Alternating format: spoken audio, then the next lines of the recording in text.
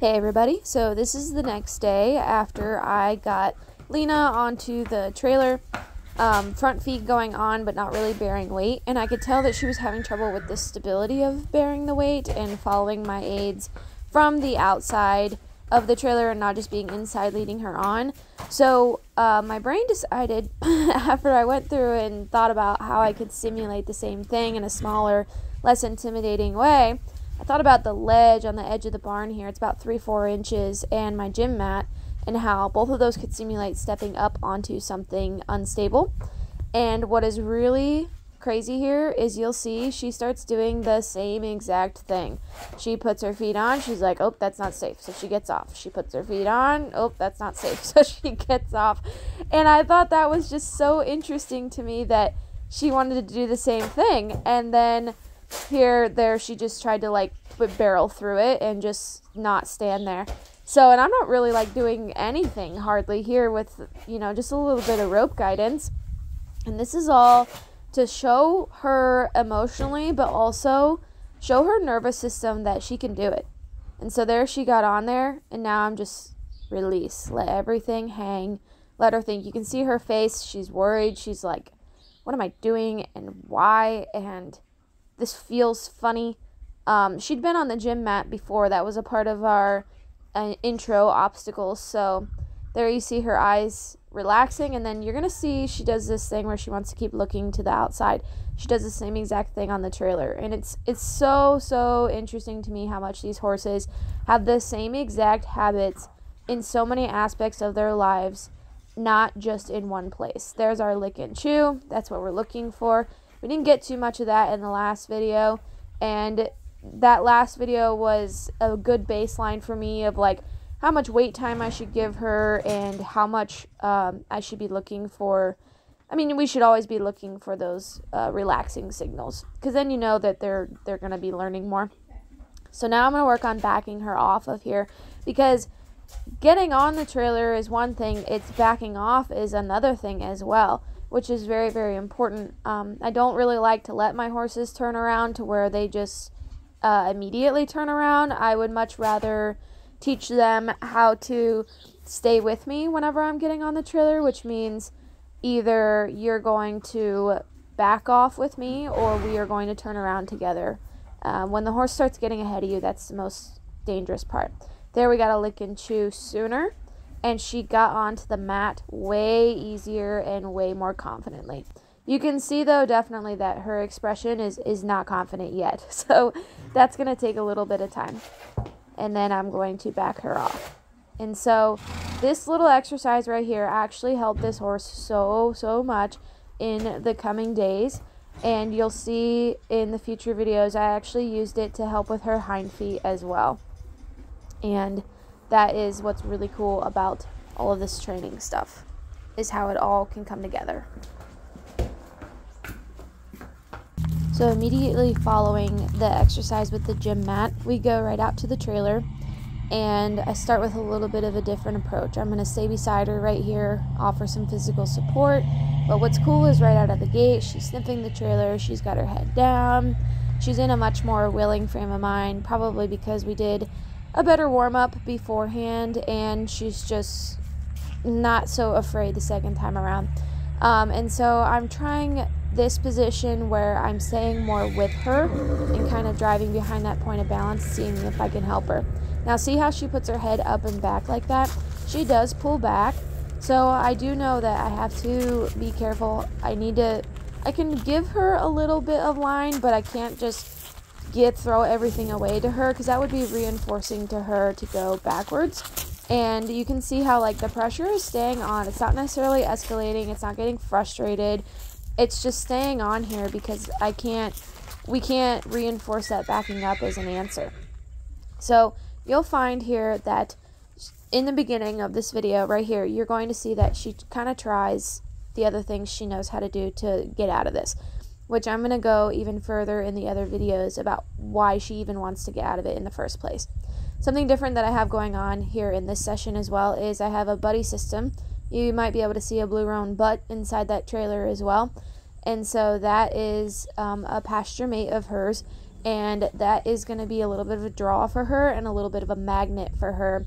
And in the beginning here, what I'm really trying to build this horse's confidence, I will use the crutches that I need, and then I will wean them away in time. But it's okay to use another horse or a person or whatever to assist you like that, because you're trying to create a change in behavior that's going to last. And so you really have to build their confidence through good learning experiences that progressively build upon one another. So you see me crouching down like that because I wanted to try to stay out of her eye and not stand up right in front of her face and make her think backwards. All this looking to the left stuff is just trying to evade and avoiding the difficulty that's in front of her. And so, but what's nice though is she's not wiggling her feet left and right so hard, but she wasn't quite coming with me on the ground there, so I thought, well, maybe we could try this where I stand up in here.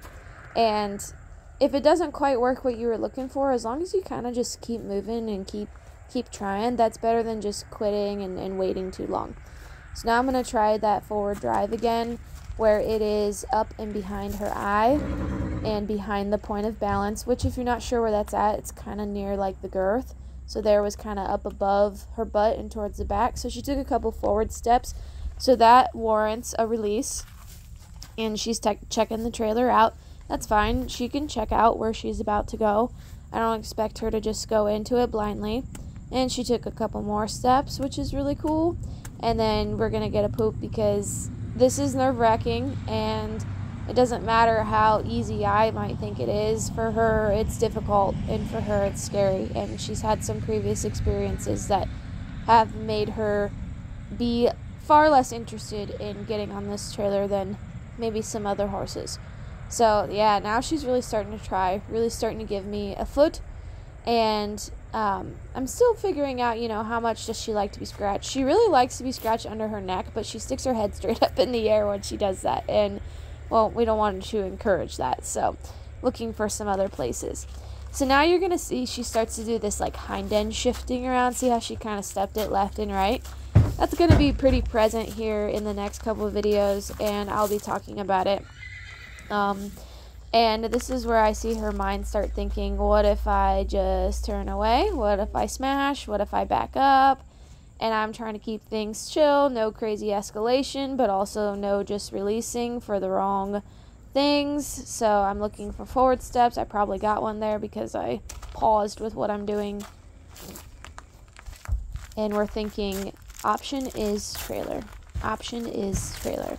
And I want to mention in this video and in the previous videos, I have not worked her outside of the trailer to get her to go onto the resting place of the trailer. All I've been trying to do is guide her forward onto the trailer. That's it. There's no, the outside is worse than the inside. And so a moment ago there, you see she tried to smoosh me, and I just fixed it. And she's looking for options. She's looking for what she needs to do. So again, I have a steady pressure on the forward feeling, releases from the flag when she gives me steps right there. And then what's really cool is she really carefully just steps right up on there. And I'm thinking, neato. And this is where you want to feed a little rope so you don't accidentally bring the head back around and turn them around.